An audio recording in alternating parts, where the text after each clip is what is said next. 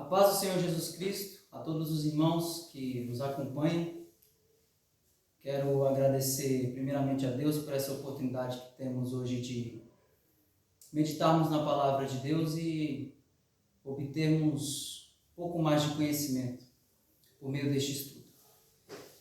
Na quarta-feira passada nós iniciamos esse estudo que temos como tema desculpas para não servir a Deus. E na quarta-feira passada abordamos em referência o conceito de congregar, desculpas para não servir a Deus fazendo parte da igreja.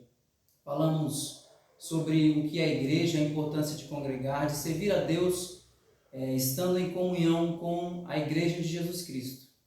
Hoje, semelhantemente, faremos dessa mesma forma. Se você tem papel, se você tem caneta, pegue em sua mão e anote. Esse é o nosso tema de hoje, desculpas para não servir a Deus. Mas antes de começarmos, gostaria de fazer uma oração juntamente com você. Senhor nosso Deus, nosso Pai, te damos graça por essa oportunidade que temos nessa noite de podermos aprender com a Tua Palavra, refletirmos, Senhor, com base nela, que o Senhor possa guiar na nossa mente, no nosso coração, abrindo o nosso entendimento, Senhor, para que sejamos bem-aventurados no ouvir, no receber e também, Senhor, com a Tua ajuda, no praticar da Tua Palavra. Ser conosco é isso que nós te pedimos, em o nome de Jesus. Amém. A Palavra de Deus, irmãos, ela é importantíssima para as nossas vidas, ela é, acima de tudo, fundamental, essencial, necessária, principalmente em tempos difíceis como esse que nós temos vivido, temos passado. Na Bíblia nós encontramos muitos tempos difíceis em que o povo de Deus ele esteve, e o Deus de Israel, o Senhor dos Exércitos, ele sempre foi o refúgio, a fortaleza para o povo. Então, Deus, no decorrer da história, nas eras, através dos séculos, Deus ele sempre foi fiel, ele sempre foi presente. Jesus disse que estaria conosco até a consumação dos séculos e estará por toda a eternidade.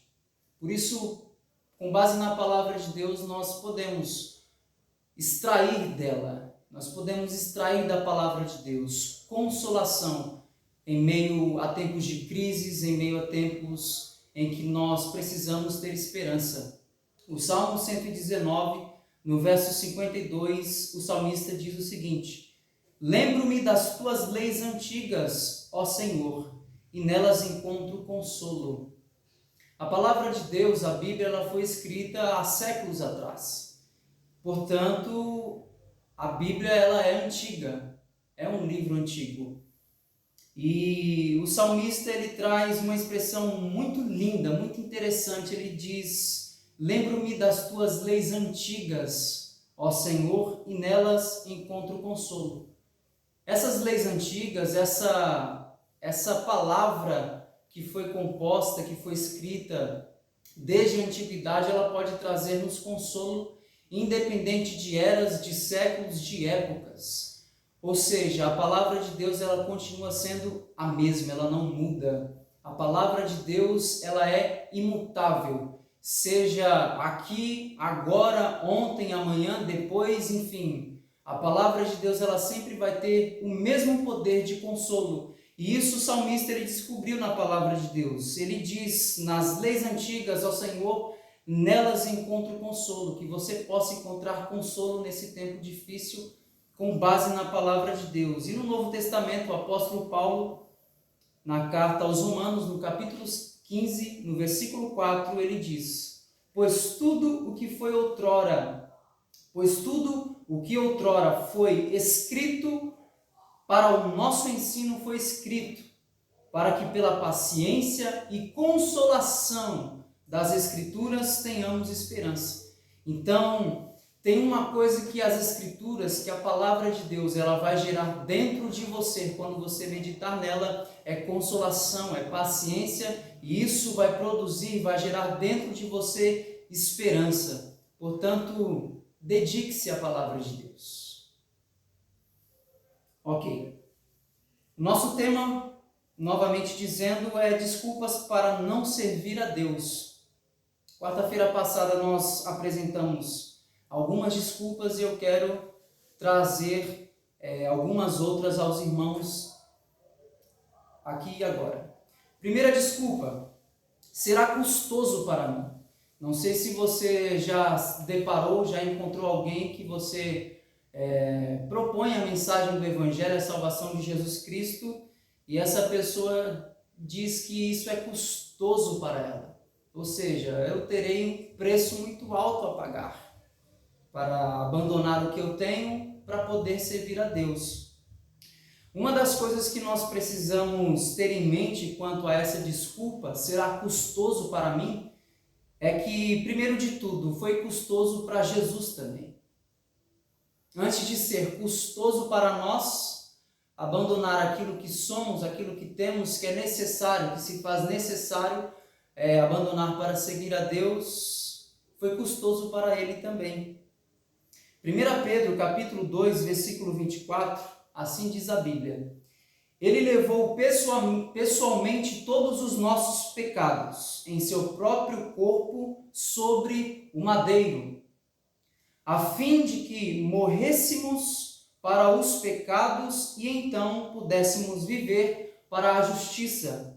Por intermédio das suas feridas fostes curados. O maior preço, o preço mais alto que alguém já pagou aqui nessa terra foi o preço de Jesus Cristo. Jesus é Deus, Ele é o Verbo divino, Ele é a segunda pessoa da Santíssima Trindade. A Bíblia nos conta que Jesus, sendo Deus, Ele se esvazia-se a si mesmo, desce essa terra, toma forma corpórea humana, à semelhança de homens, com um único propósito, um único fim, um único objetivo, de morrer a fim de salvar os pecadores. Este foi o propósito de Jesus vir à terra, para salvar a minha e a sua vida da condenação eterna. Isso por meio do seu sacrifício, por meio da sua graça. Então, a primeira coisa que nós temos que ter em mente, foi custoso para Jesus também. Antes de ser custoso para nós, foi custoso para Cristo Jesus. Segunda coisa que nós temos que ter em mente diante dessa desculpa é o seguinte: precisamos priorizar a vida com Deus. Precisamos nos importar com o nosso destino eterno. Nós precisamos ter essa preocupação. Precisamos dar importância aonde queremos passar a nossa eternidade. Onde você quer passar a sua eternidade? Com Deus ou ausente dele? Em Marcos capítulo 8, versículo 36, nos diz o seguinte: portanto, de que adianta uma pessoa ganhar o mundo inteiro e perder a sua alma? Ou seja, as coisas de Deus, o reino de Deus, a salvação, ela deve ser prioridade para a nossa vida. Porque do que adianta a gente ganhar isso ou aquilo, obter isso ou aquilo, receber honras terrenas, riquezas terrenas, aqui nessa terra, mas não possuir dentro de nós o reino de Deus? Em comparação ao reino de Deus, essas coisas são insignificantes.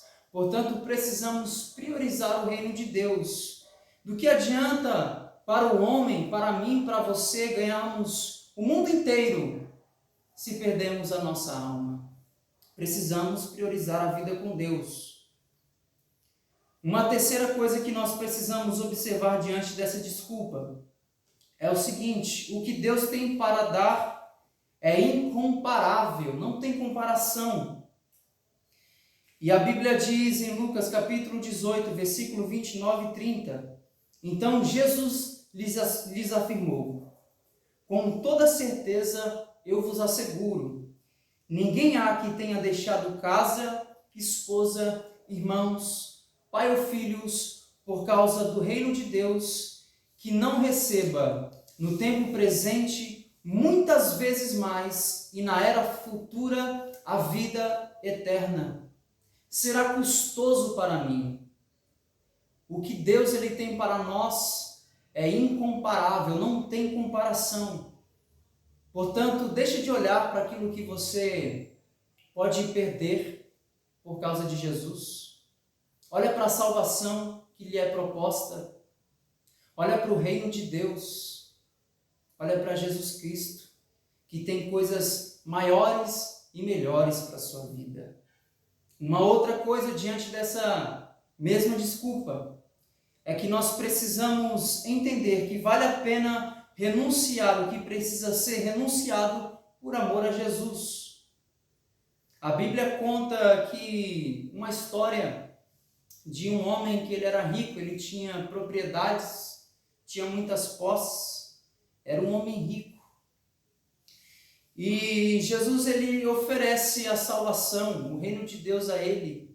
Jesus chama ele para seguir. E diante da proposta de Jesus, ele se vê encurralado porque ele tinha muitas riquezas. E Jesus diz para ele que ele precisava doar aquilo que ele tinha aos pobres. Ou seja, ele precisava deixar algumas coisas. Ele precisava abandonar algumas coisas, porque o que ele tinha estava tomando o lugar de Deus no coração dele. É por isso que Jesus diz para ele deixar. Uma das coisas que nós precisamos aprender é que nada pode e deve tomar o lugar de Deus em nosso coração. Eu te pergunto nessa noite, você que está assistindo nesse momento, o que tem tomado o lugar de Deus em seu coração? Será que existe alguma coisa que você precisa tirar do seu coração, que você precisa abandonar por amor a Jesus Cristo? Algo que você precisa renunciar? Eu sei que é custoso, renúncia dói, renúncia não é fácil, mas o que Deus ele tem para nós vale muito mais a pena, porque as coisas de Deus, elas são melhores, elas são maiores para as nossas vidas. Será custoso para mim? Essa é uma das desculpas que as pessoas comumente apresentam para não servir a Deus. Que não seja jamais a nossa, que não seja a sua, você que está me assistindo nesse momento. Não use isso como desculpa. Jesus tem coisas melhores para você. Jesus tem salvação, tem vida eterna para a sua vida. Uma outra desculpa, você pode anotar essa também, é a seguinte: o que vão falar? O que vão falar?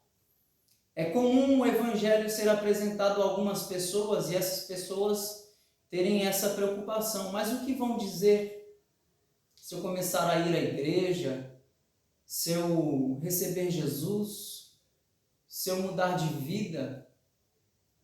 O que vão falar de mim? Uma coisa que eu digo diante da palavra de Deus é o seguinte: ouça a Deus, porque somente Ele sabe, melhor do que ninguém, o que é melhor para você.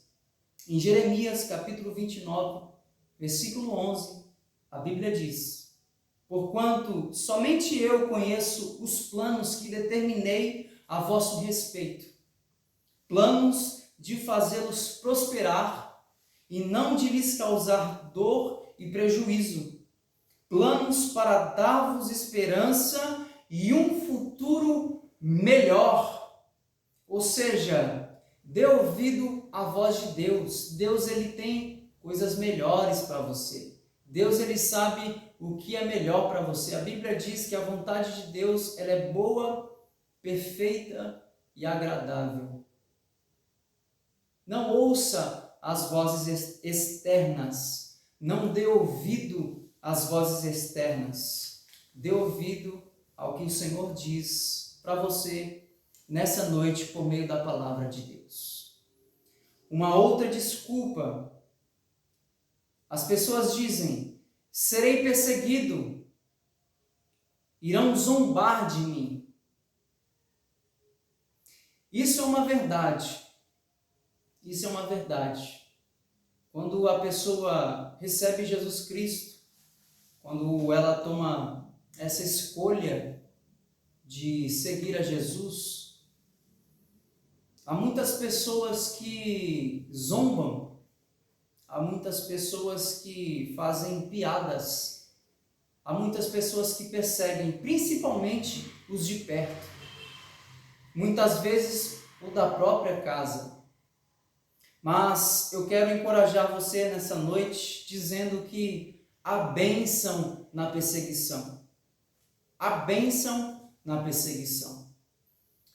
No Evangelho de Jesus Cristo, segundo o relato de Mateus, no capítulo 5, no versículo 11, você pode acompanhar na sua Bíblia, diz o seguinte: bem-aventurados sois vós, é Jesus dizendo, bem-aventurados sois vós, quando vos insultarem e perseguirem e mentindo disserem todo o mal contra vós por minha causa. Há bênção na perseguição.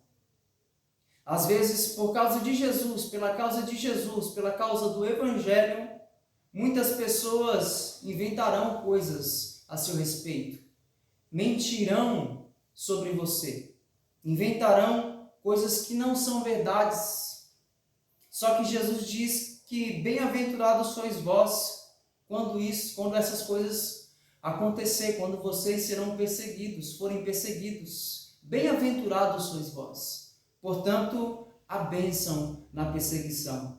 Uma outra coisa sobre isso, a perseguição nos eleva ao nível dos profetas. Neste mesmo capítulo 5 de Mateus, agora no versículo 12, Jesus diz: exultai e alegrai-vos sobremaneira, pois é esplêndida a vossa recompensa nos céus, porque assim perseguiram os profetas que viveram antes de vós. Ou seja, a perseguição nos eleva ao nível dos profetas. Terceira coisa sobre isso, a perseguição resultará em eterna honra. Apocalipse capítulo 2, versículo 10, diz assim: não temas nada do que estás prestes a sofrer. Eis que o diabo está para lançar alguns de vós na prisão, a fim de que sejais provados, e sofrereis perseguição durante 10 dias. Sê fiel até a morte, e eu te darei a coroa da vida. Apocalipse capítulo 2, versículo 10 está falando de um contexto de perseguição, e nós podemos aplicar para o que nós estamos falando. E Jesus ele fala, ser fiel até a morte, ou seja, não negocie a sua fidelidade, que a sua fidelidade ela seja não negociada, que a sua fidelidade ela seja conservada, porque Jesus diz, eu te darei a coroa da vida. Vale a pena seguir a Jesus, vale a pena sofrer perseguição por amor ao Evangelho, que essa não seja a sua desculpa. Jesus oferece uma honra eterna, uma recompensa.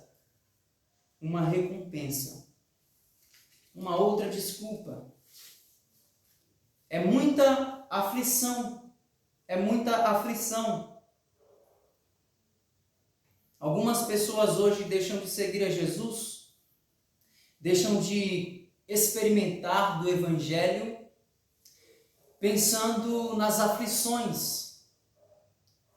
É verdade que a aflição, as aflições que a igreja ela sofre, ela passa, ela tem muita diferença das aflições que as pessoas comuns, no mundo comum, passam. O apóstolo Pedro, em uma de suas cartas, ele fala que a aflição da igreja é como um fogo ardente, porque a igreja ela luta contra algumas coisas relacionadas ao mundo espiritual. Então, em todo esse cenário que envolve todas essas questões, a aflição da igreja ela se torna diferenciada. Só que, mesmo diante dessa aflição que os servos de Jesus Cristo eles passam, nós precisamos entender que as aflições de agora são insignificantes em comparação com o que está sendo preparado ou que já foi preparado no futuro para nós. Na carta aos Romanos, no capítulo 8, versículo 18, a Bíblia diz assim: porque para mim tenho por certo que as aflições desse tempo presente não são para se comparar com a glória que em nós há de ser revelada. Ou seja, as coisas que nós passamos agora são insignificantes se nós colocarmos na balança para comparar com as coisas que Deus já preparou para nós na eternidade. Na segunda carta de Paulo aos Coríntios, no capítulo 4, do versículo 16 ao versículo 18, diz assim: por isso, não desanimamos, embora exteriormente estejamos a desgastar-nos, interiormente estamos sendo renovados dia após dia, pois os nossos sofrimentos leves e momentâneos estão produzindo para nós uma glória eterna que pesa mais do que todos eles. Assim, fixamos os nossos olhos, não naquilo que se vê, no que é natural, mas no que não se vê. Pois o que se vê é transitório, é passageiro, passa com o tempo, mas o que não se vê é eterno. Então, em comparação com a glória que nós receberemos na eternidade, as aflições desse tempo presente, elas são leves, elas são momentâneas. Isso quem diz é o apóstolo Paulo, o homem que foi perseguido, que recebeu chibatadas, que foi preso por amor a Jesus, por causa do testemunho da palavra de Deus. Ele escreve algumas de suas cartas na prisão, a Timóteo, aos Efésios, etc. Então nós estamos falando de um homem que sofreu tantas coisas, e ele diz que a graça de Deus, com o poder de Deus, nós podemos suportar essas coisas, na carta aos Filipenses, no capítulo 4. E ele chega dizendo aqui que, em comparação, isso que a gente vive hoje, as aflições do tempo presente, em comparação com as coisas que Deus prometeu para nós na eternidade, são leves, são momentâneas. São momentâneos, são momentos. Então, escolha Jesus Cristo. Não deixa o pensamento de aflições, de muitas aflições, separarem você de Deus. Uma outra desculpa que muito a gente escuta quando nós apresentamos o Evangelho é que é cedo demais. Ah não, é cedo demais, eu sou muito jovem para aceitar Jesus, para viver o Evangelho. Em Isaías capítulo 55, no versículo 6, assim diz: buscai o Senhor, enquanto se pode achar, invocai-o enquanto está perto.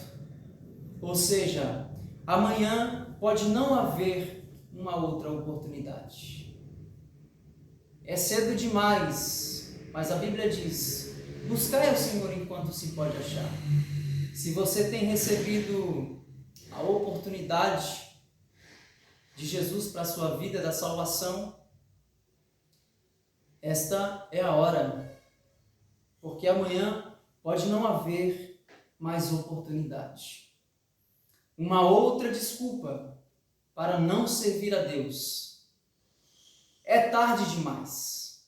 Essa já vai em oposição à outra, em contraste. É tarde demais. A Bíblia diz em João capítulo 6, versículo 37, Jesus dizendo: todo o que o Pai me dá virá a mim, e o que vem a mim de maneira nenhuma o lançarei fora. Não vou aceitar o Evangelho, não vou seguir a Jesus, não quero essa vida para mim, porque é tarde demais. Para mim não tem mais solução. É tarde demais. Jesus diz: aquele que vem a mim de maneira nenhuma o lançarei fora. Em Romanos capítulo 10, versículo 13, a Bíblia diz: porque todo aquele que invocar o nome do Senhor será salvo. Não existe esse negócio de tempo, não existe esse negócio de cedo demais ou tarde demais. Todo aquele que invocar o nome do Senhor será salvo. Não existe barreiras. A palavra de Deus diz: aproveite a oportunidade que você recebe. Uma outra desculpa: hoje não, depois.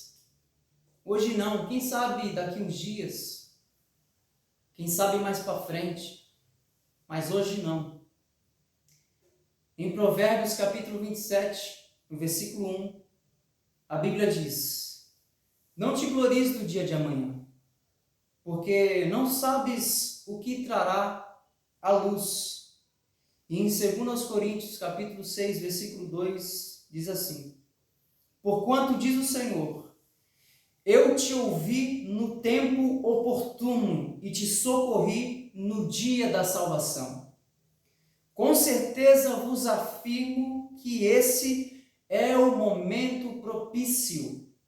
Agora é o dia da salvação. Hoje não, depois. Provérbios nos ensina que do dia de amanhã nada sabemos. Nada sabemos. Não sabemos se teremos oportunidades. Como hoje nós temos a oportunidade de experimentarmos da graça, da presença de Deus, desse relacionamento com Deus. E 2 Coríntios nos ensina que agora é o dia da salvação. Não existe dia futuro, não existe planejamento para receber a Jesus. Se você tem oportunidade hoje, não perca tempo. Agora é o dia da salvação. Os que experimentaram da salvação e hoje vivem na presença de Deus, experimentam da vida espiritual com Deus, do relacionamento com Deus, eles têm crédito. A Igreja de Jesus Cristo tem crédito para dizer: viver com Deus, aproveitar as oportunidades o quanto antes é a melhor coisa a se fazer. Novo demais, jovem demais, velho demais, tarde demais. Uma outra desculpa: eu não estou pronto, eu não estou pronto. Quando eu estiver pronto, aí eu vou para a igreja, aí eu atendo o chamado de Jesus. Eu sei que a vontade de Deus é que eu sirva a Deus, que eu conheça a Deus, que eu pratique a palavra de Deus, que eu vivencie o Evangelho. Eu sei que isso é de Deus, mas eu não estou pronto. No capítulo 15 do Evangelho de Lucas, Jesus nos conta uma parábola. Essa parábola é dividida em 3 partes. A primeira parte você pode conferir, é a palavra da ovelha que se perdeu. A segunda parte da parábola de Lucas capítulo 15 é da dracma que fora perdida. E a terceira parte dessa parábola que Jesus conta é dos 2 filhos perdidos. Um dentro da casa do pai e o outro fora, que se foi da casa do pai. A Bíblia diz nessa história, Jesus dizendo que havia um pai que tinha 2 filhos, e o mais moço, o mais jovem desse filho, ele chega para o pai e diz: pai, dá minha parte da herança que me cabe.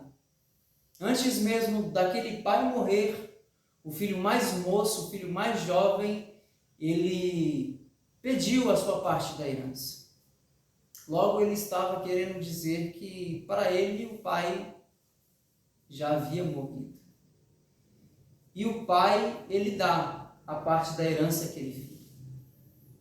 E a Bíblia diz que ele sai, ele ajunta tudo e sai. Vai embora para uma terra longe. E lá ele gasta os seus bens vivendo de uma forma irresponsável. A Bíblia diz que ele vive de forma dissolutamente. Chega uma hora que os bens acabam, o dinheiro acaba, porque tudo que você tem longe de Deus, uma hora vai acabar. E a Bíblia diz que nessa hora vem uma fome sobre aquela terra. E esse filho começa a passar necessidade. E ele vai para um dos proprietários de campos, a fim de conseguir emprego para se manter. E esse dono de campos, de fazendas, ele dá uma oportunidade de emprego para esse jovem, para esse rapaz. Ele manda que ele vá apacentar porcos. A Bíblia diz que ele sentiu tanta fome, ele passou tanta necessidade que ele sentia desejo de comer as comidas dos porcos. E nesse momento a Bíblia diz que ele se lembrou da casa de seu pai. Ele caiu em si. Ele disse: na casa de meu pai até os trabalhadores comem pão com fartura e eu estou aqui nessa miséria. E aí ele diz: levantar-me-ei e irei ter com meu pai. E lhe direi: pai, pequei contra o céu e perante ti. Já não sou digno de ser chamado teu filho. Trata-me como um dos seus trabalhadores e está tudo bem, está tudo certo. Para mim está ótimo. Aí ele se levanta e vai em direção ao pai. Jesus continua contando essa história dizendo que ainda longe o pai avista o seu filho vindo, todo sujo, sem nenhum real no bolso mais. E aí o pai corre ao encontro desse filho, o abraça e o beija. E aí ele começa a dizer para o pai: pai, pequei contra o céu e perante ti, já não sou digno de ser chamado teu filho, trata-me como um dos teus trabalhadores. E aí o pai o interrompe, dando ordem aos seus servos, dizendo: trazei a melhor roupa, coloca nele, traz o anel, coloca em seu dedo, traz as sandálias, coloca em seus pés. Ou seja, o pai estava restaurando a posição de filho daquele moço na casa. Ele havia saído da casa do pai, gastado tudo o que o pai havia lhe dado, mas o pai tinha restauração para ele, tinha perdão para ele, tinha reconciliação. E aí ele dá uma festa por aquele filho ter voltado. Aquele moço que saiu da casa de seu pai, ele estava distante de seu pai. Ele havia gastado todos os bens, todo o dinheiro. Ele poderia dizer: mas eu não estou pronto. Eu vou recuperar tudo o que eu gastei e aí eu vou voltar para a casa do meu pai. Ele não disse isso. Ele não disse: eu não estou pronto. Ou seja, ele foi ao encontro do pai, ele voltou para casa como ele estava. Ele não se utilizou de desculpas. Ele reconheceu, ele caiu em si e ele foi. Nessa noite eu quero dizer para você que possivelmente se enquadra dentro desse tópico, ou que você conheça alguém que se enquadra dentro desse tópico.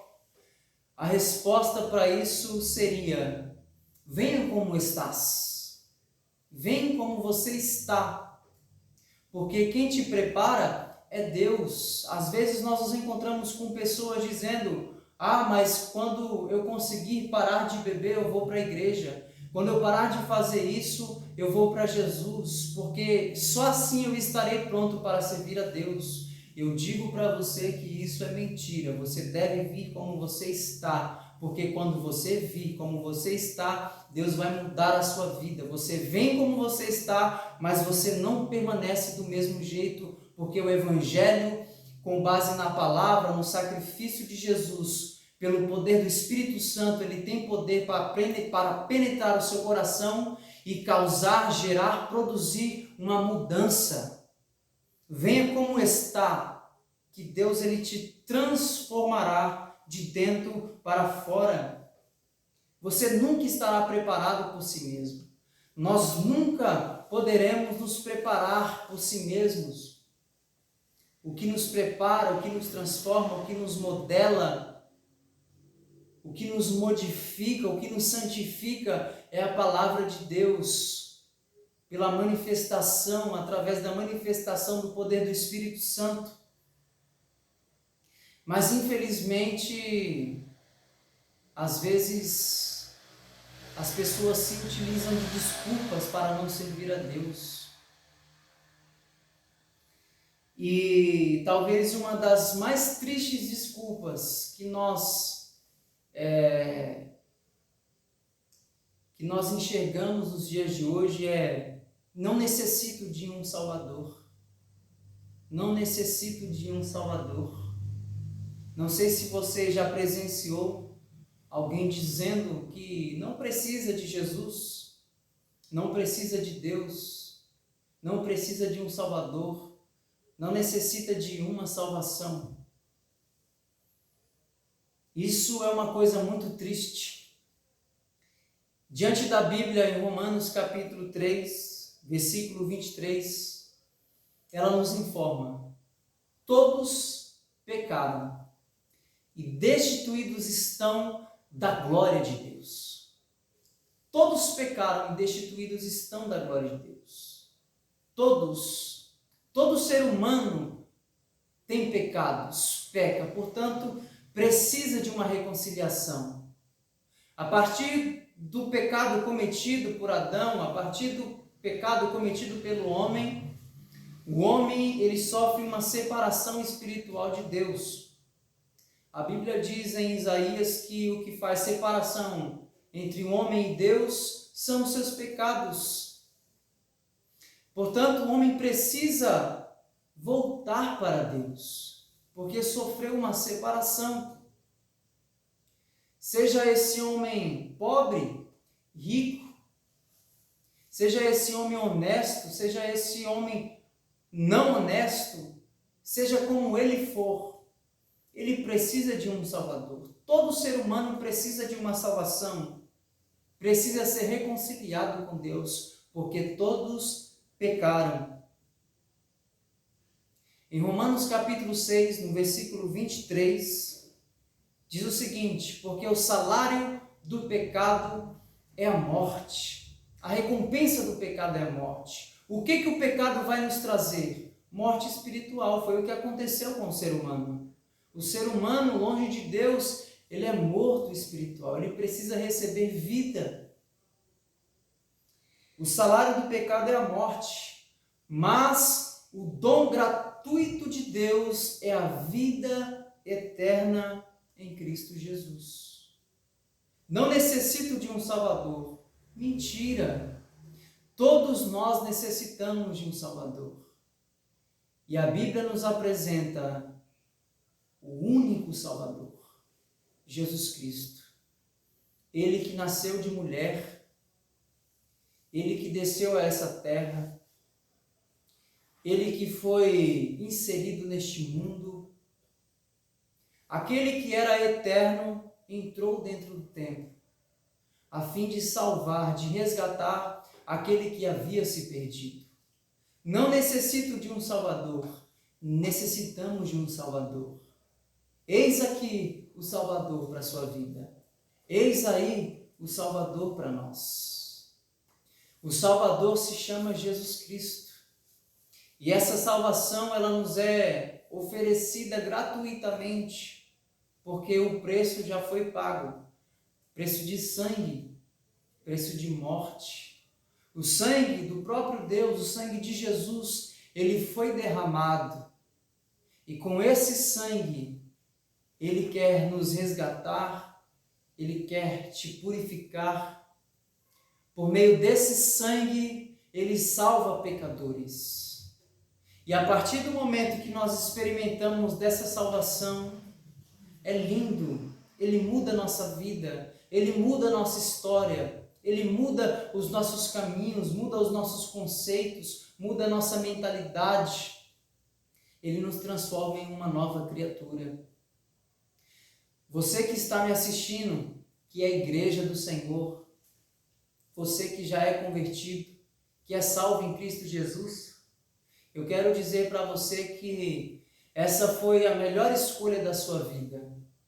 A escolha que você fez de seguir a Jesus, de seguir a Jesus, de receber o Evangelho, de viver com Deus. Coisas eternas estão preparadas para você.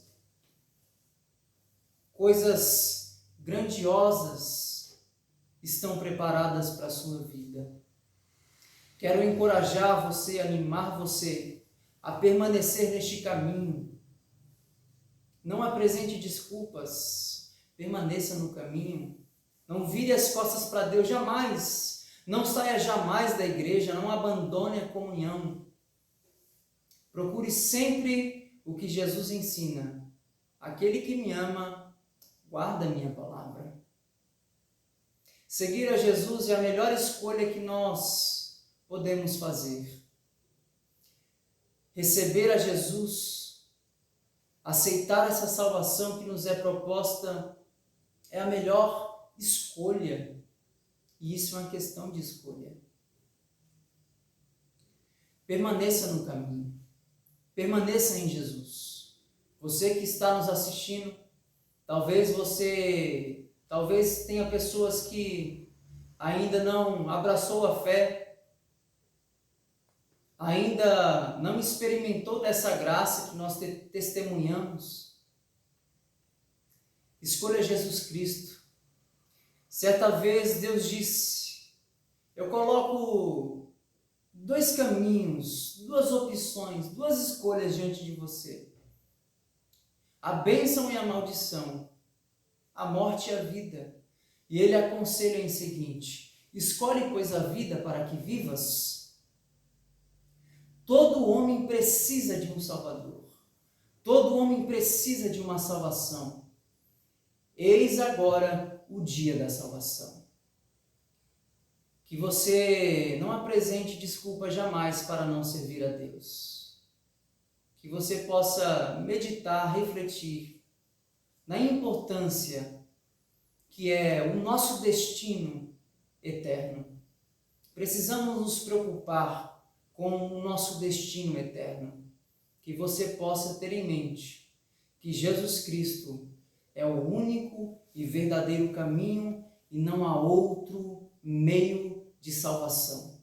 Que você possa receber essa palavra nessa noite, que você possa meditar nessas referências que nós demos aqui neste estudo e você possa compreender que a vida com Deus, ela vale muito mais a pena.